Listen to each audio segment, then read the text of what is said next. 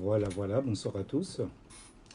Nous sommes ensemble pour quelques minutes concernant notre étude. Donc j'attends que les bien-aimés se connectent. On avait donné rendez-vous à 18h15 pour se saluer. J'espère que vous allez vous connecter.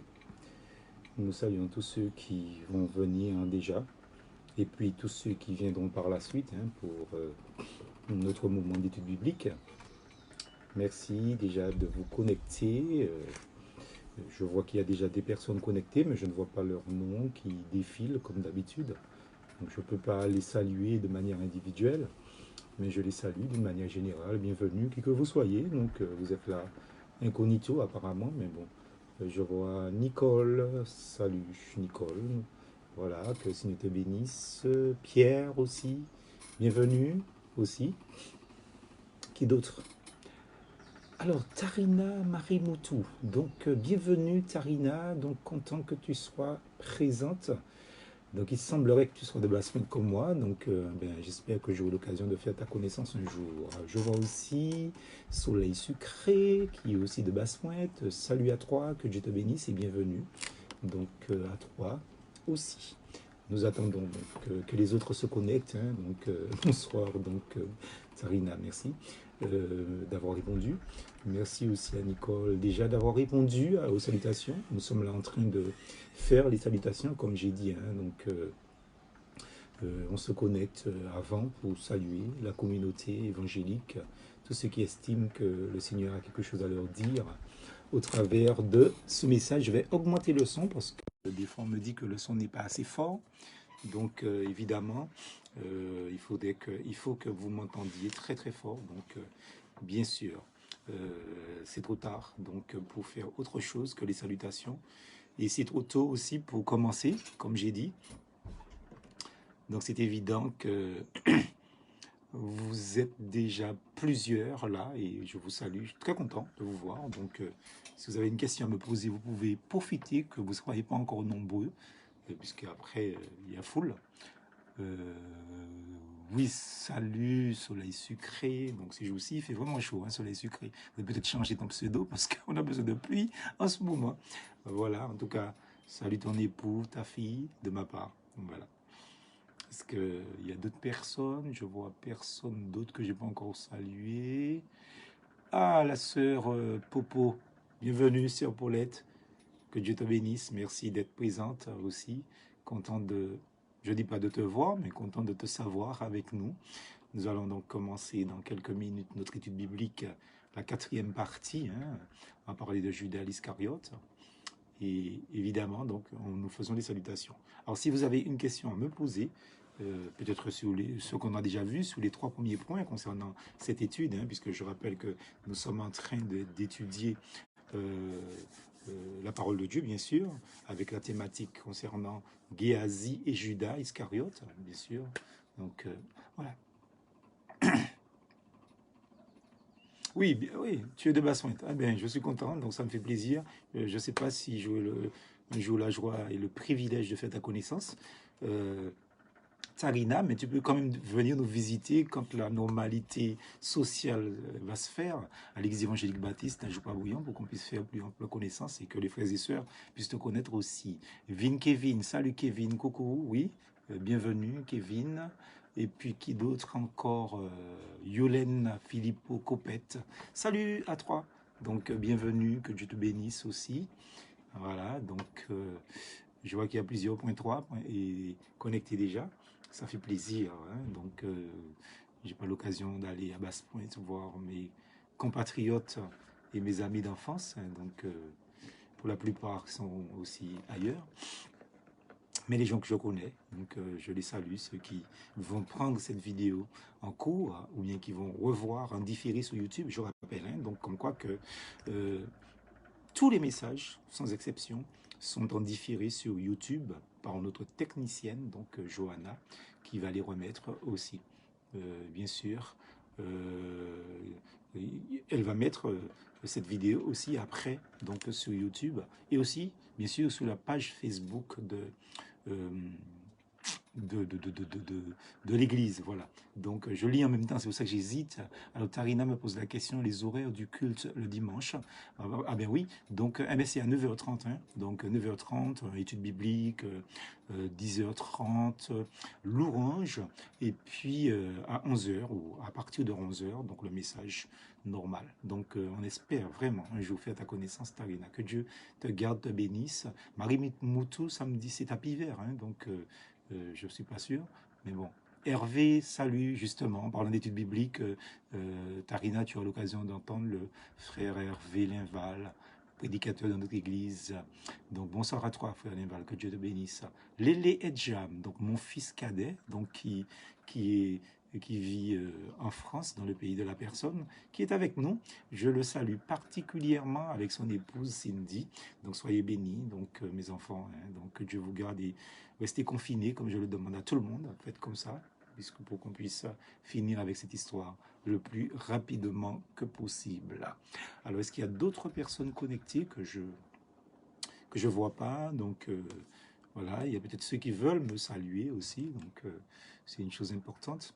Donc, en tout cas, je suis content que vous soyez là, content que vous soyez connectés, hein. Donc, on a donné rendez-vous et j'espère que de plus en plus de personnes vont venir. Oh, Johanna est là. Donc, voilà, notre technicienne, c'est elle pour qui vous devez avoir de la reconnaissance et beaucoup de prières, parce que c'est elle qui s'occupe de la technique, particulièrement sur YouTube, hein. Donc, voilà, sois la bienvenue, Johanna. Et puis, je ne sais pas si vous regardez en direct sur votre TV grand écran en famille. En tout cas, je salue ton père, donc meilleur ami. Et donc, je salue aussi ta maman. Et puis, donc, frères et sœurs, sois les bienvenus. Soyez les bienvenus. Voilà. AKR. Ah d'accord, eh bien voilà, je connais pas hein, Tarina. Eh bien, ce serait une joie pour moi de faire ta connaissance. Donc tu es d'AKR, donc je connais pas les Marimoutou qui se habitent à AKR parce que j'ai habité le bourg et après Tapis-Vert. Donc après je suis parti très tôt de Bassouet. Voilà, donc on aura l'occasion de faire vraiment plus ample connaissance. Peut-être que je connais tes parents, c'est possible aussi. Voilà, donc est-ce qu'il y a d'autres personnes qui sont là, que l'on n'a pas encore salué? Je veux rater personne, hein. Pardon. Donc rater personne concernant les salutations. Et c'est une petite habitude qu'on prend avant 18h30 de se connecter plus tôt pour parler ensemble, pour échanger. Donc, comme on fait là, par exemple, avec Tarina, avec laquelle je fais connaissance. Ça fait un moment qu'elle vient sur le site Facebook pour lire les méditations. Donc, c'est bien. Alors, il y a là aussi Jeff Monard. Donc, salut Jeff, bienvenue. Je ne sais pas c'est qui exactement, mais en tout cas, c'est un habitué. Donc, content que tu sois avec nous, Jeff. Sois béni et que Dieu te garde et t'enrichisse pour tout ce que tu vas entendre aussi. Donc, voilà, je vois des personnes très bien aimées, très très bien aimées qui se connectent et qui vont qui vont se reconnaître aussi. Donc, je les salue, François et Lisette, les parents de Johanna. Soyez bénis. Merci d'être là avec nous. Donc, autre personne aussi. Donc, est-ce qu'il y a d'autres personnes? Non, pas encore. Alors, je rappelle que nous nous rencontrons dans la fréquence de 3 rendez-vous en semaine, le mardi soir à 18h30, mais bien avant ça quand même, pour pouvoir se saluer. 18h30 mardi soir, nous avons méditation, qui est vraiment très court, mais c'est une méditation. Et puis, j'arrête donc ce que je vais dire pour saluer José Hippolyte Soilijo. Donc, merci d'être là avec nous. Pour saluer aussi Baltinico, mais je sais c'est qui, sois béni, et toi aussi, bienvenue, je vois Anaïs, bienvenue, Claudia Béliard, regarde aussi, voilà, donc très bien, donc tout le monde commence à se connecter, donc bienvenue. Alors je disais que nous avons donc méditation le mardi soir, à 18h30, mais on se connecte avant, comme ce soir par exemple, pour saluer chacun. Le vendredi, nous avons études bibliques toujours en direct et depuis le début du confinement, on a commencé donc, coucou Anaïs, on a commencé donc une étude sur Géasi et Judas, enfin un parallélisme. Et puis, le dimanche, on se retrouve à 11 heures pour le message dominical. Donc, coucou Carl, Carl, qui d'autre encore? Voilà. Donc, oui, merci beaucoup. Donc, François. Alors, le dimanche, on se retrouve pour le message dominical. Et puis, je rappelle que l'étude biblique, salut, donc, Gassienne, Félix, je sais c'est qui, Rosemary, donc, salut Rosemary. Donc, et puis, je disais comme quoi que tous les messages sont donc en en rediffusion ou en différé sur le site YouTube de l'Église évangélique baptiste à Joie-Bouillon, qui est aussi à mon nom, donc Mathieu Jam.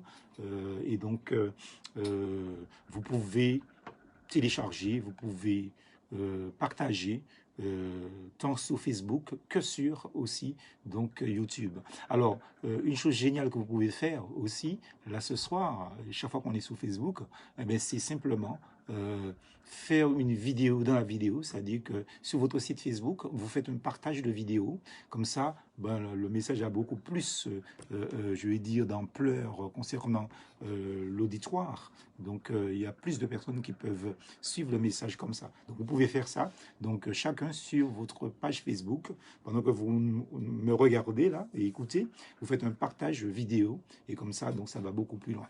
Donc, se connecte. Je vois la sœur Régna. Salut Régna, coucou à toi aussi. Donc, que Dieu te bénisse et bienvenue avec nous. Donc, voilà donc ce que je peux dire concernant les annonces. Il reste 2 minutes, donc, puisqu'il faut qu'on commence tout à l'heure. Les gens qui vont venir tout à l'heure, ben, on va les saluer. On les salue par anticipation. On leur dit bienvenue. Et puis, il y a une chose qui est sûre, hein, c'est que des fois, il y a des personnes qui se connectent pendant les salutations et que j'arrive pas à voir qu'elles sont connectées. Alors, je voudrais m'excuser auprès d'eux si, par mégarde, certains ont été concernés par, je vais dire, cette absence, ben, qu'ils ne puissent pas penser que c'est volontaire, c'est que je lis en même temps, je parle en même temps, donc voilà. Donc, c'est pas possible de tout voir avec ma grande faiblesse humaine. Donc, tout le monde à la fois. Donc, alors, une question à l'adresse de l'église d'Ajoupa-Bouillon. Alors, l'adresse, nous sommes dans notre donc c'est Tarina qui me dit qu'elle voudrait avoir l'adresse de l'église évangélique baptiste d'Ajoupa-Bouillon. Alors, écoute, ma sœur, donc, nous sommes maintenant dans notre nouveau lieu de culte. Et donc, l'église se trouve sur la route principale qui est la nationale 3. Donc, si tu as une petite idée d'Ajoupa-Bouillon, si tu sors de Basse-Pointe, par exemple, c'est juste avant le rond-point. Alors, il y a le petit pont sur la gauche. Tu vas voir un manguier et donc un bâtiment qui est peint en face. Donc, vue de face, c'est donc du vert foncé en bas et vert pomme en haut. Donc, tu ne peux pas rater. De toute manière, tu verras des tas de véhicules là. Donc, tu ne pourras pas rater. Donc ici, tu rates, soit tu appelles, tu m'appelles, mon numéro de téléphone est sur le site Facebook, donc 39 30 36, ou bien soit tu demandes. Mais c'est la seule église évangélique qui existe à Joupa-Bouillon. Voilà, merci. Donc on se réjouit déjà de faire ta connaissance. Hein. Donc on espère vraiment donc, que le Seigneur va améliorer la situation donc, du monde pour que les activités puissent reprendre normalement et qu'on puisse voilà, donc partager la communion fraternelle de manière réelle et non de manière virtuelle comme nous sommes en train de le faire. Mais on ne va pas se plaindre, hein, on va faire partie de ceux qui voient le verre à moitié rempli. Et donc même si on ne peut pas se toucher, se parler, s'embrasser, s'enlacer, se voir, ben en tout cas on a au moins ça et on ne va pas se plaindre. Voilà, Clément, salut Clément, ah, bienvenue Clément, que Dieu te bénisse, hein, soit réconforté par tout ce qui va se faire et se dire donc dans ce moment. Voilà, il est 18h30 et comme vous savez, j'aime pas le retard, j'aime pas vraiment donc ces choses-là. On va prier, mais avant juste de prier, je voudrais quand même saluer la sœur Elisabeth, l'épouse du frère Hervé, qui est lui prédicateur aussi dans notre église. Et puis bien sûr, je dis à saluer l'autre prédicateur, frère François et son épouse. Donc je les ai déjà salués. Donc soyez bénis. Voilà. Alors je voudrais bien aimer qu'on commence par la prière, parce que c'est important que nous puissions Donc, nous en remettre au Seigneur avant de continuer notre étude pour le point que nous allons avoir ensemble concernant le troisième point qui est Judas Iscariote, le disciple qui a livré Jésus. On va prier. Père très saint, nous te rendons grâce et nous te bénissons parce que tu es le Dieu vivant, tu es le Dieu souverain. Nous t'adorons, nous te disons notre amour pour toi, nous te disons notre reconnaissance. Tu nous aimes et tu nous as sauvés. Nous te bénissons. Nous te louons aussi parce que c'est toi qui nous protèges particulièrement dans cette période de pandémie. Tu nous gardes de la maladie et nous te bénissons pour cela, Seigneur. Dans tes mains, entre tes mains, tous tes enfants ainsi connectés, mais aussi ceux qui ne le sont pas. Garde la population martiniquaise, garde le monde. Maintenant, nous te demandons de faire silence dans nos cœurs et de créer, Seigneur, l'ambiance de sérénité qu'il faut autour de nous pour que nous puissions non seulement prêcher ta parole, mais aussi surtout que nous puissions aussi donc écouter. Garde-nous par ta grâce et bénis-nous dans le nom précieux de notre Seigneur et Sauveur Jésus-Christ. Amen. Voilà, amen, amen, amen, amen, comme j'aime dire. Donc voilà. Alors, je ne sais pas s'il faut que je rappelle tout ce qu'on a déjà vu, parce qu'on a déjà vu 3 points ensemble, et il me semble que ce sera fastidieux de tout reprendre, mais je veux juste faire un bref rappel, pas un résumé, mais un rappel pour tout simplement dire, comme quoi que on est en train de traiter du sujet Géasi, qui était le prophète donc aux côtés d'Élisée, donc je vais dire son premier adjoint, hein, on va dire ça comme ça pour employer des expressions modernes, et puis un parallèle entre Géasi et puis Judas. On a vu déjà plusieurs points, donc on a eu déjà, je crois, 3 émissions pour parler de Géasi, et ce soir, nous commençons à voir le point 3, je dis bien le point 3, je ne parle pas du nombre d'émissions là, le point 3 qui est le point Judas Iscariote, le disciple qui a livré Jésus. Alors Géasi, on a vu que le problème de cet homme, c'était quelqu'un qui aimait l'argent. Et on va constater que Géasi avait les mêmes défauts que Judas. Judas aimait l'argent. Et ça pose un gros problème, un problème énorme de fonctionnalité morale et spirituelle pour un individu, si on peut parler comme ça. Donc, troisième point, pour ceux qui prennent des notes, je vais un peu lentement. Judas Iscariote, le disciple qui a livré Jésus. Alors, le texte qui nous intéresse déjà dans l'immédiat, c'est Jean chapitre 13, au verset 29. Il nous est dit, Judas avait la bourse. Je ne vais pas lire tout, puisque tout à l'heure j'ai un texte à lire avec vous, assez long. Donc, Judas avait la bourse. Alors, est-ce que le fait d'être celui qui compte l'argent est un problème? Ça peut poser problème. Donc, sinon, mais ça ne veut pas dire qu'il ne faut pas de personnes comme ça, des comptables, des trésoriers, etc. Donc, mais il faut être, je vais dire, clean dans ce domaine pour que l'argent ne soit pas un problème pour vous. Donc, Judas avait la bourse. Je voudrais introduire, donc après avoir donc, parlé du titre, texte de Jean, chapitre 13, au verset 29, que Judas avait la bourse, je voudrais commencer mon introduction maintenant. Alors, on peut noter que dans les 2 occasions, dans le Nouveau Testament, où il est question de Judas, c'est toujours en relation avec l'argent. Et ça fait tâche, je veux dire, parce qu'il est évident, comme quoi qu'il y avait un lien tellement étroit, tellement fort entre Judas et l'argent, que à aucun moment on ne parle de Judas comme quelqu'un qui a été, je vais dire, délivré quelqu'un d'un démon, qui a eu une expérience avec un contemporain de Jésus-Christ sur la foi, sur la connaissance, sur la spiritualité, sur la moralité. À aucun moment on ne voit Judas non plus poser une question à Jésus. Quand on entend parler de Judas, c'est en rapport avec l'argent. Et il nous faut faire très attention parce que en réalité, il y a des choses qui sont révélateurs.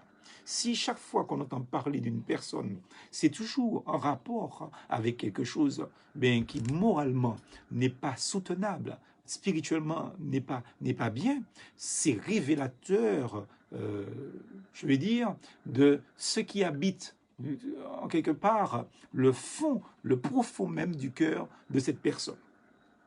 Quand Jésus est à table à Béthanie, par exemple, la parole de Dieu nous dit que une femme nommée Marie est en train de oindre ses pieds avec un livre de parfum de grand prix, Et le parfum dont cette femme était en train de baigner les pieds de Jésus-Christ, oindre les pieds de Jésus-Christ. Et quand j'ai fait le calcul, c'est un parfum dont le prix valait une année de travail. Vous vous rendez compte, cher ami auditeur, une année de travail. C'est assez important. Ceci démontre, je vais dire, l'amour, l'affection que cette femme avait pour Jésus-Christ. Vous savez, quand on aime, l'amour ne compte pas. C'est une évidence. L'amour ne compte pas. Et quand on aime, on est capable de donner, mais au-delà de ce que les gens puissent penser. Il faut bien le comprendre aussi.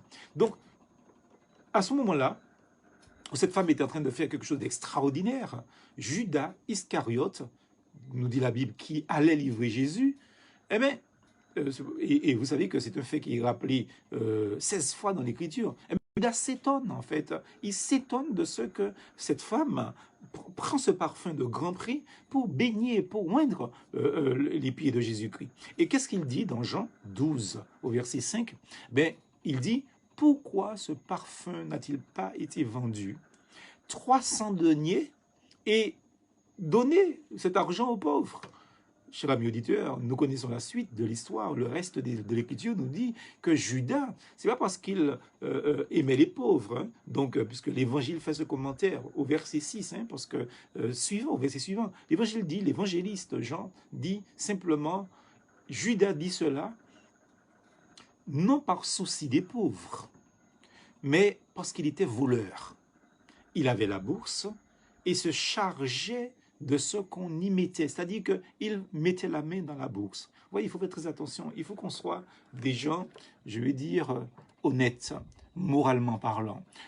Si Dieu vous confie un travail dans l'Église, où vous avez à toucher l'argent, à gérer l'argent, que ce soit dans l'Église ou que ce soit hors de l'Église, l'argent ne doit pas avoir une influence sur nous au point que ça nous fait pécher contre notre Seigneur, ça nous fait pécher contre notre Dieu. Or, la Bible dit que Judas était un voleur. Vous voyez, c'est assez extraordinaire donc de lire ça. Et plus tard, il va poser une question assez particulière aux pharisiens, puisque dans Matthieu chapitre 26, verset 15, là encore, deuxième fait, hein, donc il dit aux pharisiens, mais que voulez-vous me donner? Et moi, je vous le livrerai. C'est-à-dire, combien vous voulez me donner pour que je vous livre Jésus? Donc là encore, il est dans une négociation, je vais dire, monétaire, financière, pour pouvoir livrer Jésus-Christ. Donc, et bien, vous voyez, cette petite phrase-là le dépeint parfaitement. Combien vous allez me donner? Vous voyez, donc, il y a des gens comme ça. Donc, chaque fois qu'ils veulent faire quelque chose pour quelqu'un, donc, il faut les payer, il faut le payer, il faut les payer. Et là, nous ne pouvons pas ne pas faire une petite parenthèse sur les faux évangélistes, les faux pasteurs de la mouvance évangile de prospérité, comme si il existait, bibliquement parlant, un évangile de prospérité. Eh bien, j'ai eu l'occasion d'aller dans des foyers de personnes en Martinique, hein, dans plusieurs endroits, dans plusieurs familles, où les gens ont fait appel à moi pour prier pour eux, pour les aider à sortir par la prière et par des conseils, bien sûr, venant du Seigneur, à sortir de ces milieux-là parce qu'ils étaient embrigadés, ils étaient prisonniers. Tout ce qu'ils font, il faut donner de l'argent, il faut donner de l'argent, il faut donner de l'argent. Il n'y a pas un projet particulier pour lequel ils sont en train de faire quelque chose. Non, eh bien, c'est simplement, il faut donner. Le pasteur vient les visiter, il faut payer le pasteur. Le pasteur prie avec eux, il faut payer le pasteur. Et quand le pasteur prêche, eh bien, il faut payer le pasteur, c'est-à-dire qu'il faut semer, il faut arroser le pasteur. Et on voit ça, vous pouvez voir ça sur Internet, où vous voyez, vous constatez comme quoi que dans certaines certaines vidéos qu'on vous envoie, vous voyez des gens qui montent l'allée du temple et qui sortent des billets de leur poche ou de leur portefeuille et puis qui l'envoient, ils arrosent le pasteur. En fait, c'est ça que ça veut dire. Ils sont en train d'arroser le pasteur avec des billets d'argent. Ça, c'est un truc démoniaque. Et moi, je dénonce ces choses-là parce que la parole de Dieu, on n'a jamais vu Jésus-Christ, ni l'apôtre Paul, ni Pierre, ni aucun père de l'Église après les apôtres. Donc, pratiquer une telle chose, ça n'a rien à voir avec la parole de Dieu. Et ça nous rappelle Judas, justement. Et je dis, et je redis, comme quoi, que quand Judas dit, par exemple, combien vous voulez me donner, ou que me donnez-vous justement pour que je vous le livre, eh bien, ça dépeint parfaitement. Donc, je vais dire, l'individu, un pasteur, un serviteur de Dieu, il pense d'abord à l'état de votre âme, votre santé morale et spirituelle, votre épanouissement. Donc, dans l'Église et hors de l'Église, il ne pense pas du tout à votre porte-monnaie, à votre compte en banque, à votre portefeuille. Et ça, il faut le dire, même si ça me fait être impopulaire et même si ça fait de moi justement un adversaire, enfin, c'est pas moi qui suis l'adversaire, mais ça me donne des adversaires, eh bien moi je prêcherai toujours cet évangile-là. Parce que quand nous lisons Marc, quand nous lisons Luc, quand nous lisons Jean, quand nous lisons l'évangile de Matthieu, il est question de l'évangile de Jésus-Christ, l'évangile de Dieu. Il n'est jamais, jamais, jamais question d'évangile, de prospérité. Et ça, il faut le dénoncer. Au nom de Jésus, je le dénonce. Et jusqu'à mon dernier souffle, je dénoncerai ces voleurs, ces imposteurs. Parce que quand on aime, eh bien, l'amour ne calcule pas du tout, du tout, du tout. Alors, je continue en disant comme quoi que Judas, donc, c'était un négociateur, hein, n'est-ce pas? C'était son intérêt avant toute chose, etc. Et quand on sait que Judas a voyagé avec Jésus, que Judas a vu tous les miracles de Jésus, Judas a entendu les paroles de grâce de notre Seigneur et Sauveur Jésus-Christ. Et ces paroles ont même touché des personnes qui n'étaient jamais, jamais en compagnie de Jésus-Christ. Vous voyez à quelle personne je parle? Prenons le cas des huissiers que les pharisiens vont envoyer pour pouvoir capturer Jésus. Donc, pour l'emmener à Jérusalem. Eh bien, la parole de Dieu nous dit dans Jean chapitre 7, au verset 46, c'était la première fois que ces huissiers entendaient parler de Jésus-Christ. Eh bien, la Bible rapporte que quand les huissiers ont entendu Jésus-Christ parler, ils furent tellement touchés par la profondeur morale et spirituelle des paroles de Jésus-Christ, ils ont dit à leur chef, jamais homme n'a parler comme cet homme. Alléluia, bénissons le Seigneur. Vous voyez donc des gens qui n'avaient rien à faire avec Jésus-Christ, la première fois qu'ils l'entendent, ils sont touchés. Judas est resté 3 années avec Jésus et la parole de Dieu ne l'a jamais, jamais touché. C'est terrible, hein? Alors, malgré son contact, hein, il avait un contact permanent avec le Seigneur Jésus-Christ. Il avait le témoignage vivant de Jésus-Christ qu'offrait sa vie parfaite d'ailleurs, puisque la Bible nous dit que Christ n'a jamais péché. Eh bien, cher ami auditeur, c'est triste de dire ça, c'est que le diable a pu préparer sa demeure chez Judas. Et il nous faut faire très attention, très attention à cela. C'est pas parce que nous sommes en contact avec des frères et sœurs, c'est pas parce que nous sommes en contact avec un pasteur ou un bon pasteur, une bonne église, un bon environnement spirituel, si la parole ne touche pas notre cœur, ben Satan saura préparer sa demeure dans les cœurs des gens. Et vous savez quelque chose, et je le dis et le redis, si Satan parvient à faire une demeure dans le cœur d'une personne, ça veut dire que la personne n'a jamais été un enfant de Dieu. Vous comprenez ce que je suis en train de vous dire? Donc il y a des personnes qui parlent, qui disent, qui racontent des tas de choses. Mais je vous dis que si Satan arrive à demeurer dans le cœur d'une personne, ça veut dire que la personne n'a jamais été un enfant de Dieu. Parce que si c'était un enfant de Dieu, ça voudrait dire que le Seigneur a fait de son cœur son temple. Le Seigneur est tout-puissant. Comment Satan peut-il chasser Dieu de son trône? Il faut m'expliquer ça. Vous comprenez? Moi, je pense qu'un chrétien peut être embêté par un démon, plusieurs démons. Hein. Il peut être embêté aussi par la chair, par le péché, par ses vices. Mais Dieu ne peut pas être détrôné, amis auditeurs. Dieu ne peut pas être détrôné. Vous me comprenez? Donc, alors, toutes ces personnes qui racontent des choses et qui disent des choses sans fondement biblique donc, et théologique, il faut que les gens arrêtent. Il faut que vous arrêtiez d'écouter donc, ces personnages-là. Parce que si on peut détrôner Dieu, c'est que Dieu n'est pas Dieu. Et moi-même, je refuserai de croire en un Dieu qu'un diable, que Dieu lui-même a créé, mais un diable peut vaincre. Mais, alléluia, béni soit l'Éternel, notre Dieu tout-puissant Dieu. Il est le Seigneur des armées, il est le roi des rois, le Seigneur des seigneurs. Il a écrasé donc l'ennemi à la croix par Jésus-Christ, c'est ce que dit la parole de Dieu. Donc on ne peut pas détrôner le Seigneur. Dieu est le plus fort. Il faut qu'on le sache, il faut qu'on le retienne. Donc Dieu est le plus fort. Alors autre chose que je voulais dire, comme quoi que nous voyons Judas dans une situation assez triste. Alors je voudrais finir cette introduction par une lecture et commencer le premier point. On a le temps, hein, donc bien sûr. Donc je voudrais vous inviter à faire une lecture dans Matthieu chapitre 26, versets 14 à 25. Ce n'est pas la peine de chercher si vous n'êtes pas rapide hein, dans la manipulation des feuilles de la Bible ou la manipulation électronique de vos Bibles, donc électroniques bien sûr. Matthieu 26, verset 14 au verset 25, il nous est dit, alors l'un des 12, appelé Judas l'Iscariote, alla vers les principaux sacrificateurs et dit, que voulez-vous me donner et je vous le livrerai. Et ils lui payèrent 30 pièces d'argent. Depuis ce moment, il cherchait une occasion favorable pour livrer Jésus. Le premier jour des pains sans levain, les disciples s'adressèrent à Jésus pour lui dire, où veux-tu que nous te préparions la Pâque, le repas de la Pâque, pardon. Il répondit, allez à la ville chez un tel, et vous lui direz, le maître dit, mon temps est proche, je ferai chez toi la Pâque avec mes disciples. Les disciples firent ce que Jésus leur avait ordonné, et ils préparèrent la Pâque. Le soir étant venu, il se mit à table avec les 12. Pendant qu'il mangeait, il dit, je vous le dis en vérité, l'un de vous me livrera.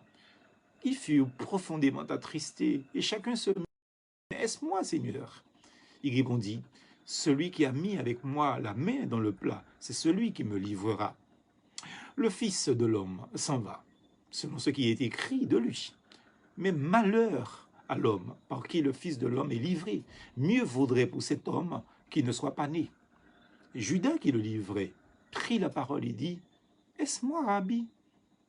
Jésus lui répondit, « Tu l'as dit. » Amen. Que Dieu déverse sa bénédiction sur sa parole dans nos cœurs et dans notre esprit.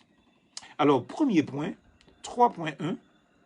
Et je pense que c'est le seul point qu'on fera ce soir, hein, parce que on est parti pour peut-être 3-4 études sur ce point 3 ensemble. Alors, premier sous-point, 3.1, je voudrais vous présenter Judas dans son entrée en scène. C'est parce que ça, c'est important. Je pense qu'on n'en parle pas assez. Pour comprendre le personnage Judas et pour comprendre aussi peut-être l'influence qu'a eu cet homme dans sa vie précédant l'appel que Christ lui a fait aussi. Je pense que c'est important d'en parler. Alors, je voudrais vous présenter Judas dans un sens assez particulier, parce que, vous savez, quand on regarde l'art aujourd'hui, soit le cinéma, le théâtre, la littérature, quand on regarde même les ouvrages, hein, donc on constate qu'on s'est saisi de ce personnage de Judas Iscariote. Il est devenu, en fait, Judas est devenu une vedette. Vous vous rendez compte de ça? On a fait de lui l'archétype du traître. D'une certaine manière, le traître incarné, si je puis parler comme cela. Et plus récemment, vous savez qu'on a fait beaucoup de bruit sur la redécouverte, puisque ça existait déjà, la redécouverte du fameux et soi-disant Évangile de Judas. Et oui, vous avez bien entendu, j'ai cet ouvrage dans ma bibliothèque, l'Évangile de Judas. Alors, je ne vous conseille pas de chercher à l'acheter, hein, parce que c'est pas un livre canonisé, c'est pas un livre biblique. Moi, je l'utilise uniquement parce que je suis un étudiant en théologie, donc je suis un pasteur, je suis un enseignant, donc il faut que j'ai le maximum d'informations pour vous enseigner. Mais bon, ça ne vaut pas le coup, je vous assure que ça ne vaut pas le coup. Donc, mais on a apparemment redécouvert, je vais dire, ce fameux évangile de Judas. C'est un récit qui nous apprend que Judas était en fait un sage, selon les gens justement qui l'ont remis en place. Alors vous voyez, si c'est l'évangile de Judas, parlant de Judas, il parle de Judas comme étant un grand sage, un sage qui avait compris avant l'heure, dit-on, que trahir Jésus était nécessaire. C'était ce qu'il fallait faire. Un ouvrage qui nous apprend qu'il avait accepté de trahir Jésus comme une sorte de mission, quelqu'un qu'on avait missionné. Et ce qui est terrible dans cet ouvrage, c'est qu'on présente Judas qui parle de sa trahison comme si il avait reçu une mission. Mais de la part de qui, d'après vous? De la part de Jésus lui-même. Il a reçu mission de la part de Jésus lui-même de le trahir au prix de grandes souffrances personnelles. Il va souffrir, etc., etc., etc. Et un certain Irénée, donc, qui était évêque de Lyon dans le 2e, 3e siècle de notre ère, il a écrit ce qui suit, je cite, donc ce ne sont pas mes propos. Irénée dit « Les Caïnites ou les Canaïtes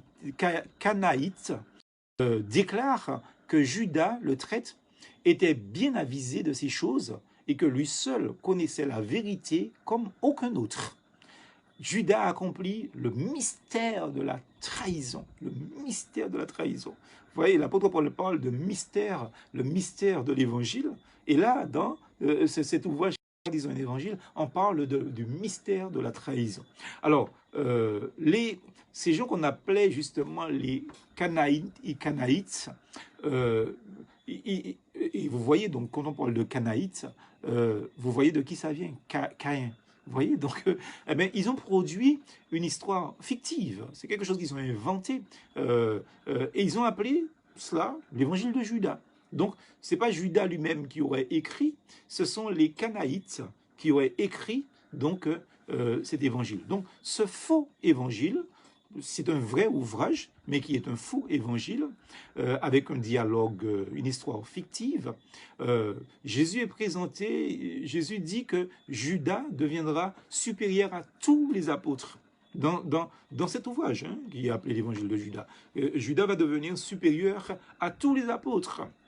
Je cite ce verset pour vous. « Tu surpasseras tous les autres, car tu sacrifieras l'homme qui me sert d'habit. » L'homme qui me sert d'habit, c'est Jésus qui parle à Judas, soi-disant, donc, et qui dit cela à Judas, comme quoi que tu surpasseras tous les autres apôtres, et parce que tu sacrifieras l'homme qui me sert d'habit. Donc, la grande idée dans cette phrase, amis auditeurs, c'est que selon la pensée gnostique, justement, le corps, parce qu'on connaît un peu le gnosticisme, le corps est mauvais, le corps est dégradant, donc, et ce corps mauvais-là gardait Jésus captif. Donc il fallait donc libérer l'âme de Jésus en tuant le corps de Jésus. C'est quelque chose de... J'ai pas de cheveux, mais c'est tiré par les cheveux dans tous les sens. Vous voyez, donc c'est quelque chose de terrible. Donc cet ouvrage, appelé selon les Canaïtes et les gnostiques, l'évangile de Judas, eh bien c'est un ouvrage qui a été rédigé au sein de cette petite secte-là, et qu'on appelait donc les Canaïtes ou les Caïnites. Donc je préfère dire les Canaïtes, plutôt que de parler de Caïnites. Je trouve pas ça très joli, donc c'est pour ça. Donc, les partisans de cette doctrine, ce sont des hommes et des femmes qui honoraient tous ceux que l'Ancien Testament avait condamnés. Vous voyez déjà un peu la mentalité. Donc, évidemment, en pole position de ceux que l'Ancien Testament a condamnés, il y a Caïn. Et de qui vient le nom de cette secte, justement. Il y avait Ésaü aussi, donc le frère de Jacob aussi. Ils honoraient donc les habitants aussi de Sodome. Ils les regardaient comme étant des enfants de la sagesse et des ennemis du principe créateur qu'est Dieu lui-même, le créateur de l'univers. Et dans leur livre qu'ils disent être un livre saint, comme cet ouvrage d'évangile de Judas, ce livre-là et ces livres, ce sont des récits justement donc qui parlent et qui présentent même l'apôtre Paul, surtout dans l'évangile de Judas, il présente l'apôtre Paul comme étant quelqu'un qui a fait une ascension, comme Jésus. C'est-à-dire que Jésus, lui, la Bible nous dit que la seule personne, bon, c'est sûr que, bon, on a le cas, donc, d'Enoch, que Dieu enleva, on a le prophète Élie, que Dieu enleva, mais ça, c'est pas une ascension au type de, dans le cas, comme Jésus-Christ, au même type que Jésus-Christ, eh bien, il parle que l'apôtre Paul a eu une ascension similaire à l'ascension de Jésus-Christ. Donc, vous voyez, donc c'est quelque chose d'horrible, d'horrible. Donc, ils ont inventé des choses farfelues et aussi horribles. Alors, les Canaanites, justement, ils prétendaient que la perfection consistait à commettre le plus d'infamies que possible. Et il y a des grands noms, donc comme Théodoret, qui est mort en 453, ou entre 453 et 458 après Jésus-Christ, qui affirmait que chacune des actions infâmes avait un ange, en fait, tutélaire qu'il invoquait en les commettant. Vous voyez, donc, vous voyez l'influence que Judas a eue. Il faut bien comprendre pourquoi il y a certaines choses qui se sont passées d'une certaine manière dans la Bible. Version donc d'ouvrage sur Judas qui ont été pondus, qui ont été créés dans l'imaginaire de certains auteurs. Hein. Donc, par exemple, un certain Pierre Bogarde a écrit un roman qui est intitulé Les Mémoires de Judas, d'ailleurs. Et bien, dans ce roman-là, il fait Judas accepter le fait de livrer Jésus comme pour accomplir les Écritures. Il y a un autre personnage donc, qui a vécu qui est notre contemporain, donc Jean Ferniaud. Il fait de Judas un saint martyr, un martyr c'est le saint Judas, vous voyez, donc des choses horribles, hein, très horribles. Et puis Marcel Pagnol aussi, que vous avez entendu certainement parler, soupçonne un mystère non élucidé dans la préface de sa pièce sur Judas. Donc qu'est-ce qu'il dit? Je cite ce que Marcel Pagnol dit. Il dit pourtant, c'est un fait historique qu'il conduisit les soldats jusqu'au campement de son maître, qu'il le dénonça par un baiser et qu'il reçut pour prix de ses services 30 deniers. Donc, on divinise, on idéalise Judas aussi. Et puis, après la réussite de sa trahison, donc bien sûr, il parle du fait qu'il a jeté le prix de son sang, du sang, et qu'il va se pendre. Donc, et puis, plus près de moi, donc un collègue à moi disait avoir eu une conversation avec un policier, des spécialistes du crime, justement, qui est juge d'instruction, qui lui aurait dit, écoutez bien ce que ce juge d'instruction a dit à mon collègue sur le cas de Judas. Eh bien, il dit, Judas, c'est une affaire qui ne tient pas debout. Il doit y avoir autre chose, c'est pas clair, donc c'est pas élucidé. Donc, nous constatons que Judas entre en scène dans l'évangile, et son entrée, c'est une entrée qui impressionne les uns et les autres. Que vous soyez croyant ou que vous ne soyez pas croyant, donc son entrée dans l'évangile impressionne. On peut se poser la question suivante. Comment un homme que Jésus a nommé lui-même, qui a vu tant et tant de miracles, qui a vu tant de détresse soulagée, qui a entendu tant de sagesse de la part de la sagesse incarnée qu'est Jésus-Christ lui-même, a pu progressivement devenir celui qui va lâcher, trahir Jésus pour quelques pièces d'argent. Comment répondre à une telle question, amis auditeurs? Alors, ce que nous allons voir nous montre l'immense danger de s'approcher de Jésus. Jésus qui est la lumière du monde, sans y céder, sans y, je veux dire, sans croire en la lumière, en fait. Donc, ce qui équivaut à dire que on peut s'approcher de Jésus. On peut toucher Jésus. On peut avoir mangé, dormi avec Jésus-Christ, écouter Jésus-Christ, sans accepter Jésus-Christ. Donc, ça pourrait commencer comme ça. On s'approche de Jésus. On va à l'église. On chante des chants de louange, d'adoration, etc., etc. On est témoin de beaucoup de conversions, de personnes, de changements de leur vie, etc. On entend l'enseignement de la parole de Dieu, donc régulièrement, mais sans jamais, jamais, clairement prendre position pour Jésus-Christ.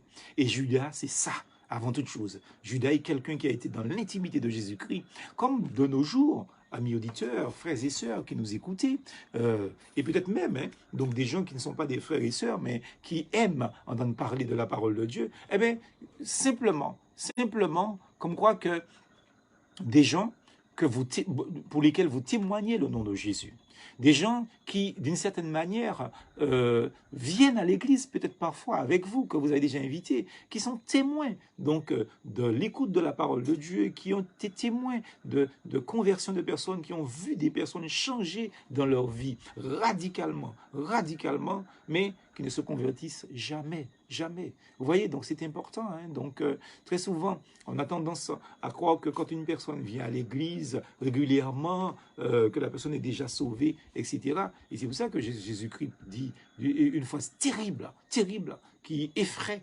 je vais dire, donc qui fait dresser les cheveux. Il dit, ce ne sont pas tous ceux qui disent Seigneur, Seigneur, qui entreront dans le royaume de Dieu. Alors il nous faut faire très, très attention à cela, parce que c'est une évidence, comme quoi il y aura beaucoup d'appelés, mais très peu d'élus. Alors, voyons donc, on a le temps, donc voyons donc, amis auditeurs, au moins le premier point, et puis le deuxième point, qui ne sera pas long, hein, n'est-ce pas, et puis après on va s'arrêter là. 3.2, Satan entre dans Judas. Luc chapitre 22, verset dit que Satan va entrer dans le cœur de Judas. Vous voyez, quelqu'un qui a été dans la proximité de Jésus-Christ, quelqu'un qui a été avec Jésus pendant 3 ans, voire même 3 ans et demi, hein, donc pour certains, eh bien, Satan a pu prendre possession de son cœur. Jésus avait dit à ses disciples, « N'est-ce pas moi qui vous ai choisi, vous les 12? Et l'un d'entre vous est un démon. » Littéralement, l'un d'entre vous, c'est un diable. Jean chapitre 6, au verset 70. Vous vous rendez compte? Christ dit aux disciples, « Je vous ai choisi pour me suivre. » L'un d'entre vous, c'est un diable. L'un d'entre vous est un démon. Ça veut dire que Dieu appelle des personnes, mais la décision de se convertir, de se repentir, dépend de l'acceptation de la part de la personne de cet appel que Dieu lui a fait. Vous pouvez venir à l'église, vous pouvez faire des tas de choses, mais si vous n'êtes pas réellement converti, il faut faire attention que Satan ne prenne pas possession de votre cœur. Le diable avait pris possession du cœur de Judas.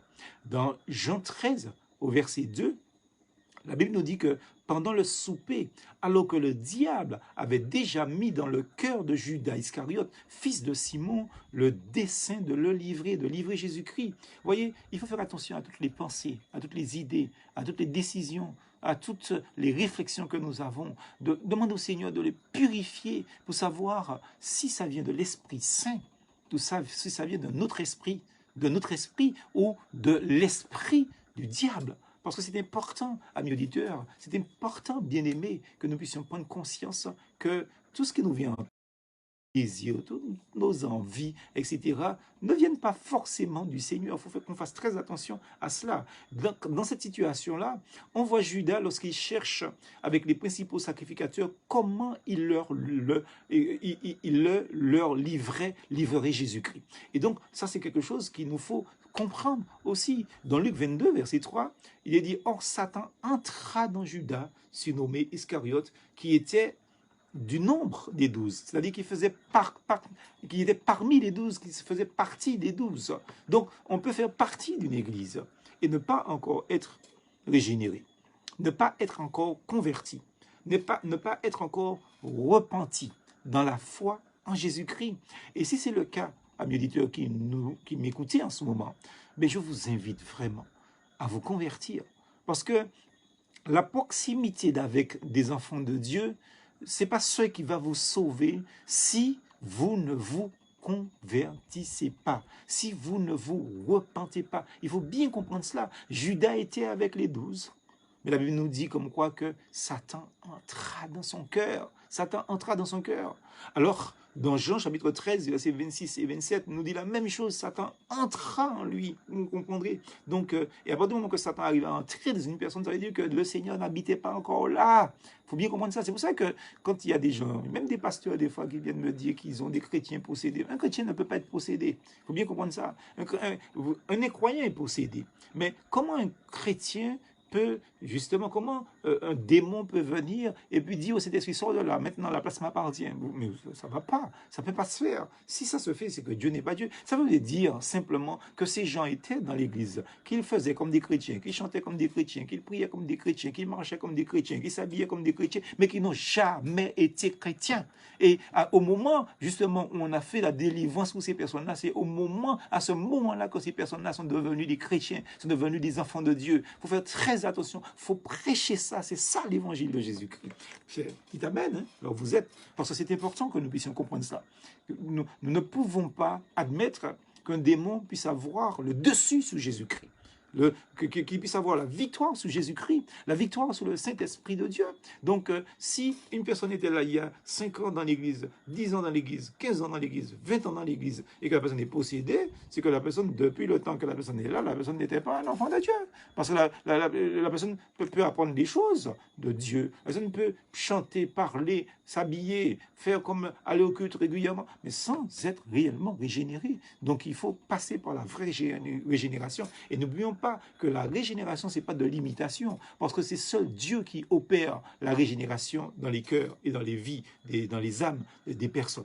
Il ne faut jamais, jamais oublier ce fait qui est un fait capital. Donc, vous voyez comme quoi que Judas, il va livrer le Seigneur par un baiser pour de l'argent en compensation de, vous voyez. Donc, il est ensuite délaissé par ses complices, les sacrificateurs. C'est ce qui est terrible dans l'histoire de Judas, parce qu'il va venir négocier, combien vous me donnez pour pouvoir livrer Jésus, etc., etc. Et puis, quand il aura fait sa sale besogne, justement, eh bien, les sacrificateurs vont lui dire, bon, maintenant, on n'a plus affaire avec toi, on n'a plus besoin de toi, etc. Il va venir dire, moi, je regrette ce que j'ai fait, ça c'est ton problème, il va vouloir remettre l'argent, ça c'est ton problème, débrouille-toi. En fait, il va être laissé tomber. Les sacrificateurs vont le délaisser, ses complices vont le délaisser, donc seul. Et ils ne veulent même pas avoir contact avec lui, parce que son forfait est accompli, il ne veut plus avoir affaire avec lui. Donc, la Bible nous dit que cet homme, il est tellement désespéré, il est pris de remords.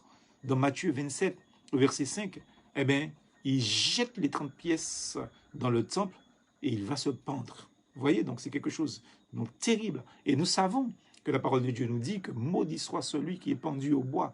Donc la pendaison, c'est quelque chose, c'est une malédiction en fait, selon donc la coutume juive. Et il faut comprendre comme quoi que faut faire très attention. Déjà, un chrétien ne doit pas se suicider, donc et encore moins se pendre, n'est-ce pas? Donc, mais la pendaison, c'est quelque chose d'infâme selon la notion biblique de la chose.